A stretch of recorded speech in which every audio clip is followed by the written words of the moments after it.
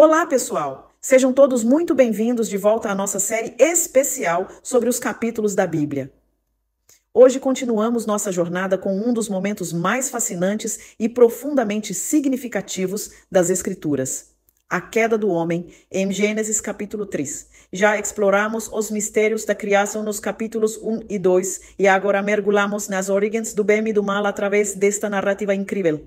Prepare-se para desvendar os segredos escondidos por trás das escolhas de Adão e Eva e o impacto eterno que essas escolhas tiveram em toda a humanidade.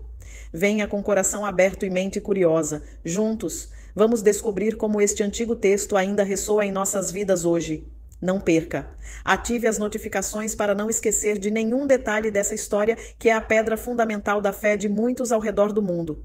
A queda do homem refere-se a Gênesis capítulo 3, versículos 1 a 24. Aqui está o texto. 1. Ora, a serpente era mais astuta que qualquer animal do campo que o Senhor Deus tinha feito. E ela disse à mulher: É verdade que Deus disse, não comereis de toda a árvore do jardim? 2. Respondeu a mulher à serpente: Do fruto das árvores do jardim podemos comer. 3. Mas do fruto da árvore que está no meio do jardim, disse Deus, não comereis dele, nem nele tocareis, para que não morreis. 4. Disse a serpente à mulher: Certamente não morrereis. 5. Porque Deus sabe que no dia em que dele comerdes, se vos abrirão os olhos e sereis como Deus, sabendo o bem e o mal. Este texto bíblico descreve o início da tentação e a eventual queda do homem, marcando um momento crucial na narrativa bíblica sobre pecado e redenção. Continuando o capítulo 3 de Gênesis 6. Quando a mulher viu que a árvore era boa para se comer, agradável aos olhos e árvore desejável para dar entendimento, tomou do seu fruto e comeu, e deu também ao seu marido, que com ela estava, e ele comeu. 7. Então foram abertos os olhos de ambos, e conheceram que estavam nus, e coseram folhas de figueira, e fizeram para si cintas. 8. E ouviram a voz do Senhor Deus, que passeava no jardim pela viração do dia. E o homem e sua mulher esconderam-se da presença do Senhor Deus entre as árvores do jardim. Estes versículos descrevem a ação de comer o fruto proibido e as consequências imediatas desse ato, como o reconhecimento de sua nudez e o medo que levou Adão e Eva a se esconderem de Deus. Por que Deus não queria que o homem conhecesse o bem e o mal? A proibição de Deus sobre comer do fruto da árvore do conhecimento do bem e do mal pode ser interpretada de várias maneiras. Uma interpretação é que isso representava um limite à autonomia humana em relação à moralidade e ao conhecimento absoluto, que tradicionalmente pertencem ao domínio divino.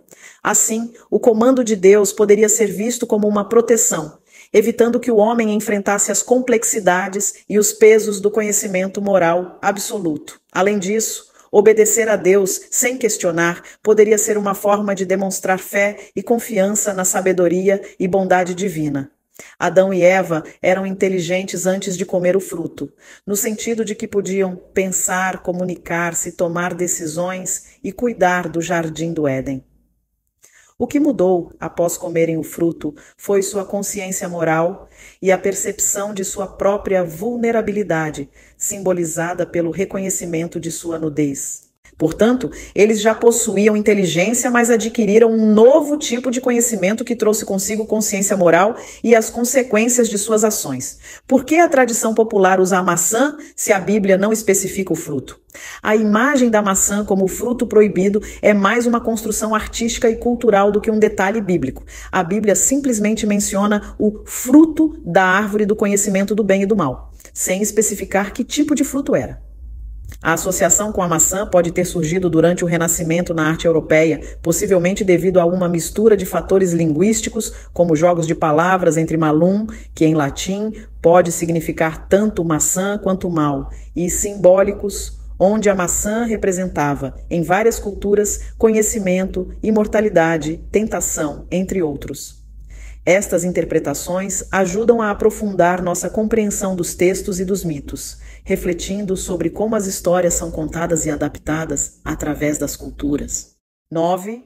Mas o Senhor Deus chamou ao homem e disse-lhe: Onde estás? 10. E ele disse: Ouvi a tua voz no jardim e temi porque estava nu e escondi-me. 11. E Deus disse: Quem te mostrou que estavas nu? Comeste da árvore de que te ordenei que não comesses? 12. Então disse o homem: A mulher que me deste por companheira, ela me deu da árvore, e comi. 13. E o Senhor Deus disse à mulher: Por que fizeste isso? E a mulher respondeu: A serpente me enganou, e eu comi. 14. Então o Senhor Deus disse à serpente: Porquanto fizeste isso, maldita serás mais que todos os animais e mais que todas as feras do campo. Sobre o teu ventre andarás, e pó comerás todos os dias da tua vida. Este trecho continua com Deus confrontando Adão, Eva e a serpente após o incidente com o fruto proibido. Aqui vemos as primeiras consequências do pecado, com cada parte apresentando suas desculpas e a subsequente maldição da serpente por sua parte na tentação. 15. Porém inimizade entre ti e a mulher, e entre a tua descendência e a sua descendência. Este te ferirá a cabeça, e tu lhe ferirás o calcanhar. 16. A mulher, ele disse: Multiplicarei grandemente a tua dor na concepção. Em dor darás à luz filhos, e o teu desejo será para o teu marido, e ele te dominará. 7. E a Deus disse: Porquanto deste ouvido a voz de tua mulher, e comeste da árvore de que te ordenei, dizendo: Não comerás dela, maldita é a terra por tua causa. Em dor comerás dela todos os dias da tua vida. 18. Espinhos e cardos também te produzirá, e comerás a erva do campo. 19. No suor do teu rosto comerás o teu pão, até que tornes à terra, pois dela foste tomado, porque és pó, e ao pó tornarás. 20. E chamou Adão o nome de sua mulher Eva, porque ela era a mãe de todos os viventes. Revisão geral para melhor entendimento, contexto e narrativa. Estes versículos fazem parte da narrativa da queda do homem no livro de Gênesis, onde Adão e Eva desobedecem a Deus ao comerem o fruto proibido, resultando em sua expulsão do jardim do Éden e a introdução do pecado e da morte no mundo. Interpretação dos versículos. Versículo 15. Este é frequentemente chamado de proto-evangelho, a primeira promessa do evangelho, indicando um conflito eterno entre o descendente da mulher, interpretado como Cristo por muitos teólogos, e a serpente, o mal. A vitória é prometida ao descendente da mulher, versículos 16 e 19. Estes versículos descrevem as consequências específicas para Adão e Eva devido ao seu pecado. Para Eva, as dores do parto são intensificadas e a relação com seu marido torna-se complexa e conflituosa. Para Adão, o trabalho para sustentar a vida torna-se árduo e laborioso, marcado por esforço constante até a morte. Versículo 20, Adão nomeia sua esposa Eva, que significa viva ou dadora de vida, um ato que mostra uma esperança contínua na vida e na procriação, apesar das maldições pronunciadas. Significado teológico. Os versículos destacam temas de pecado, redenção e as complexidades das relações humanas e divinas. Mostram a realidade das consequências do pecado, tanto em termos físicos quanto espirituais, mas também sinalizam a continuidade da humanidade através de Eva e a promessa de redenção. Este trecho é fundamental para entender a doutrina cristã do pecado original e os temas de salvação e justiça divina.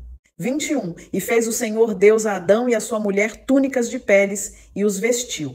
22. Então disse o Senhor Deus: Eis que o homem é como um de nós, sabendo o bem e o mal. Agora, pois, que não estenda a sua mão, e tome também da árvore da vida, e coma, e viva para sempre. 23. Portanto, o Senhor Deus o enviou fora do jardim do Éden para lavrar a terra de que foi tomado. 24. E, havendo lançado fora o homem pôs querubins ao oriente do jardim do Éden, e uma espada inflamada que andava ao redor, para guardar o caminho da árvore da vida. Explicação detalhada dos versículos. Versículo 21. Após a queda, Deus faz túnicas de peles para Adão e Eva. Este ato de vesti-los é significativo por várias razões. Primeiro, representa a primeira menção de morte na Bíblia, implicando que um animal foi sacrificado para fornecer as peles. Isso prefigura os sacrifícios de animais no Antigo Testamento e, por extensão, o sacrifício de Cristo no Novo Testamento.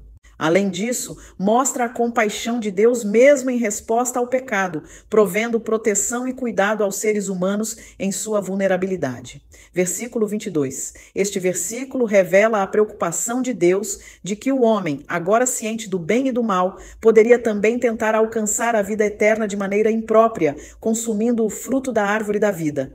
Isso indica uma limitação imposta ao homem para prevenir uma existência eterna em um estado de pecado e separação de Deus. Versículo 23. Deus expulsa Adão e Eva do jardim do Éden, marcando uma mudança fundamental na existência humana. Ao invés de desfrutar de uma vida idílica no Éden, Adão agora deve trabalhar duro para cultivar a terra fora do jardim, enfrentando as dificuldades que foram consequência de sua desobediência. Versículo 24. Deus coloca querubins e uma espada flamejante para guardar o caminho à árvore da vida, reforçando a gravidade da expulsão do Éden.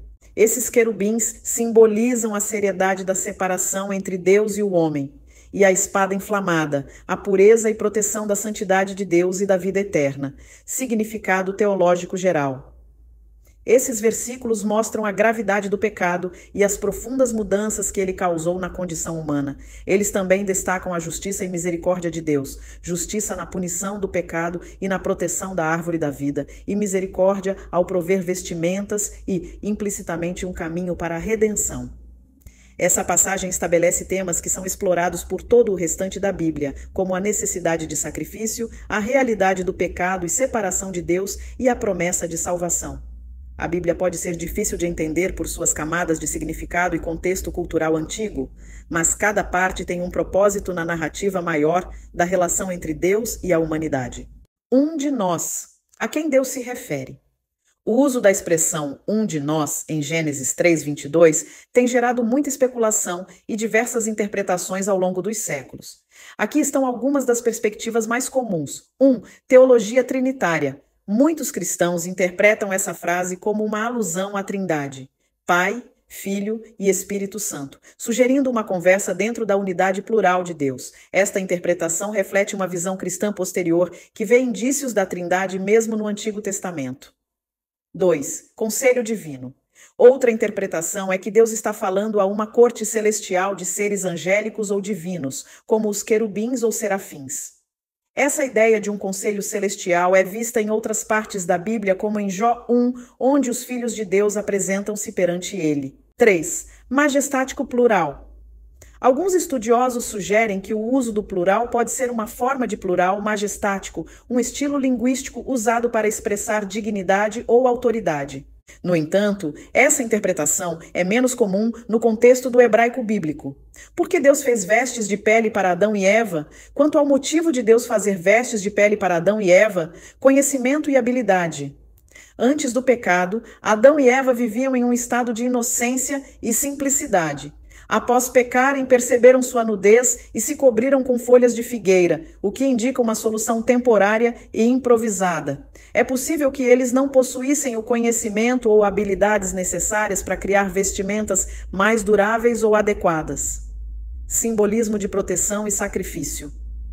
Ao fazer vestes de pele, Deus não apenas providenciou uma cobertura mais eficaz e duradoura, mas também introduziu o conceito de sacrifício, que se tornaria central na teologia bíblica subsequente. A necessidade de matar um animal para cobrir sua nudez pode ser vista como um precursor simbólico dos futuros sacrifícios expiatórios para o pecado, culminando no sacrifício de Cristo. Este ato de Deus também demonstra sua misericórdia e cuidado continuado, mesmo após eles terem desobedecido suas ordens. Ele cuida de suas necessidades imediatas e estabelece princípios que perdurariam por toda a narrativa bíblica. Essas explicações oferecem uma visão mais profunda sobre os complexos temas teológicos e literários em Gênesis. O versículo 24 do capítulo 3 de Gênesis é crucial para entender as consequências da expulsão de Adão e Eva do Jardim do Éden e as medidas tomadas por Deus para garantir que eles não retornassem. Vamos examinar detalhadamente este versículo e suas implicações. Explicação de Gênesis 3:24, expulsão do homem. Após Adão e Eva desobedecerem a Deus ao comerem do fruto proibido, eles são expulsos do Jardim do Éden. Isso marca um ponto crucial na narrativa bíblica, indicando a separação entre a humanidade e a santidade e proximidade direta com Deus que eles experienciavam no jardim. Colocação dos querubins. Deus colocou querubins ao oriente do jardim do Éden. Os querubins são seres angélicos, frequentemente associados com a proteção da santidade de Deus nas Escrituras. Eles são descritos em várias partes da Bíblia como guardiões do divino e são frequentemente representados em arte e literatura judaico-cristã como figuras poderosas e majestosas. Espada flamejante. A espada flamejante que se revolvia é um símbolo da proteção ativa e da autoridade divina, garantindo que ninguém pudesse retornar e acessar a árvore da vida. Este elemento reforça a gravidade do pecado de Adão e Eva e as consequências duradouras desse ato para toda a humanidade. Para onde foram Adão e Eva? Após serem expulsos do jardim do Éden, Adão e Eva foram para o mundo exterior, onde começaram a experimentar uma vida de dificuldades e trabalho árduo.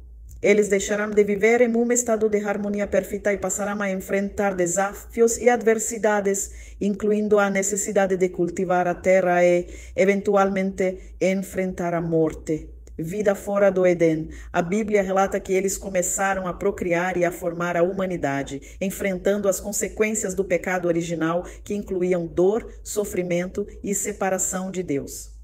O relato bíblico segue com a narrativa de seus filhos, Caim e Abel, e a subsequente expansão da população humana. Implicações teológicas e simbólicas.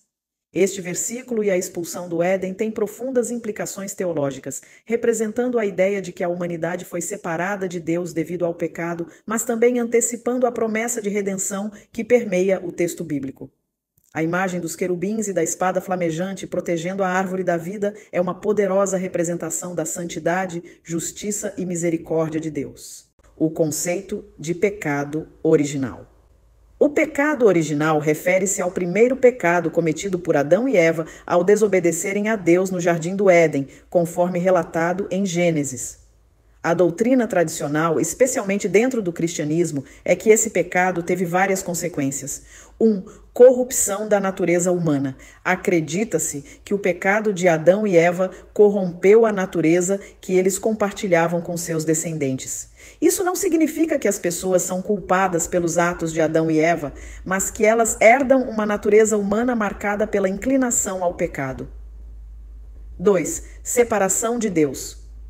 O pecado original é visto como a causa da separação fundamental entre a humanidade e Deus, que afeta todos os seres humanos, predispondo-os ao pecado e suas consequências, incluindo sofrimento e morte. 3. Necessidade de redenção. Esta separação de Deus e a inclinação ao pecado tornam necessária a redenção, que no cristianismo é entendida como sendo oferecida através de Jesus Cristo. Debates teológicos. A ideia de que todos os seres humanos são de alguma forma culpados ou afetados pelo pecado de Adão e Eva é contestada e interpretada de diferentes maneiras dentro do cristianismo e outras tradições. Algumas correntes argumentam que é injusto que as pessoas sejam punidas por um ato que não cometeram pessoalmente. Outras sugerem que o pecado original, mais precisamente, descreve a condição humana de imperfeição e a tendência ao erro, em vez de uma culpa literal transmitida de geração em geração. Perspectiva pessoal e reflexão. Se Deus me colocasse no jardim do Éden, claro que eu não comeria a fruta. Reflete um desejo de autonomia e uma crença na capacidade individual de escolher o bem. Isso ressalta uma visão importante que muitas pessoas compartilham: a esperança e a crença na capacidade humana de fazer escolhas justas e corretas quando confrontadas com decisões morais. Conclusão. A doutrina do pecado original tenta explicar como os aspectos negativos da experiência humana, como sofrimento, tentação e morte, entraram no mundo e como eles podem ser superados. Ela é um convite para a reflexão sobre a condição humana, a necessidade de crescimento moral e espiritual e a busca pela redenção. Essas são questões profundas e cada pessoa pode se relacionar com elas de maneira diferente, baseada em suas crenças, experiências e reflexões pessoais. Até o próximo vídeo e que Deus abençoe vocês.